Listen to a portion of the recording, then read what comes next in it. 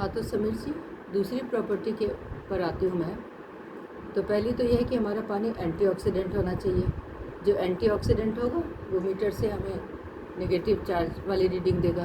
तो आपने देखा कि कंगन वाटर -800-900 एंटीऑक्सीडेंट है, जबकि ये 250-300 प्लस में है और ये 500-600 प्लस में है। तो ये दोनों ख़राब है और यही हमारे हेल्थ के लिए बढ़िया है। अब दूसरी प्रॉपर्टी है कि हमारा पानी अल्कलाइन होना चाहिए। अल्कलाइन क्यों होना चाहिए? क्योंकि हमारी बॉडी अंदर से अल्कलाइन है। तो हमारी बॉडी अंदर से अल्कलाइन है और अगर हम उसमें एसिडिक चीज़ें डालेंगे तो वो हार्मफुल होगा।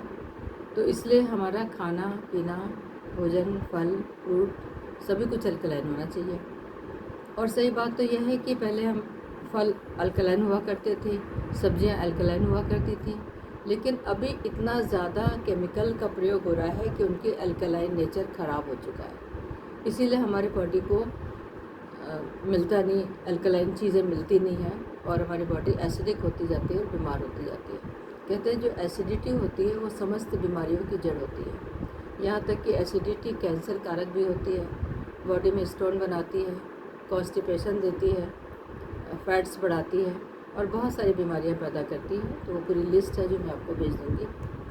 पर इसका अल्कलाइनिटी टेस्ट करने के लिए मेरे पास ये पीएच लिक्विड है, पीएच टेस्टर। तो ये जैसे ही मैं पानी में डालूँगी ये अपना रंग चेंज कर देंगे और पता लग जाएगा कि क्या एसिडिक है क्या अल्कलाइन। तो अगर मैं कोल्ड ड्रिंक में डालती हूँ तो ये हाईली एसिडिक है। अगर चार्ट से मैं आपको दिखाऊं तो चार्ट से भी दिखा सकती हूँ।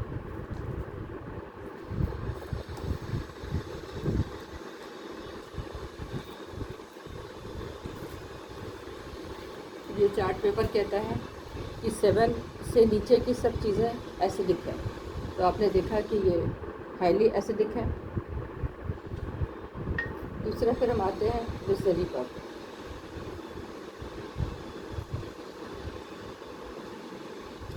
इसका नेचर भी एसिडिक है क्योंकि 7 से नीचे आ रही है, तो ये भी एसिडिक है।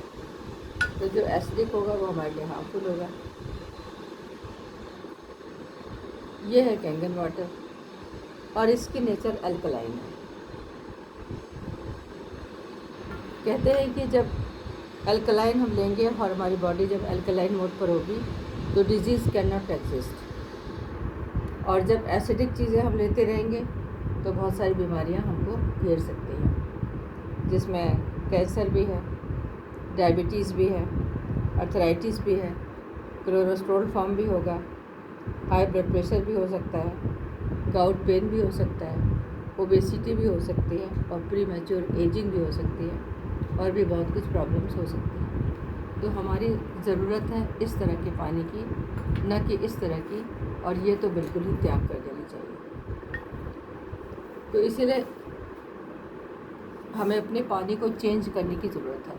अगर हम पानी बदलते हैं तो हमारा बॉडी का पीएच लेवल बदलता है और हमारी बॉडी अल्कलाइन होती है और अल्कलाइन होने के साथ साथ निरोग होती है।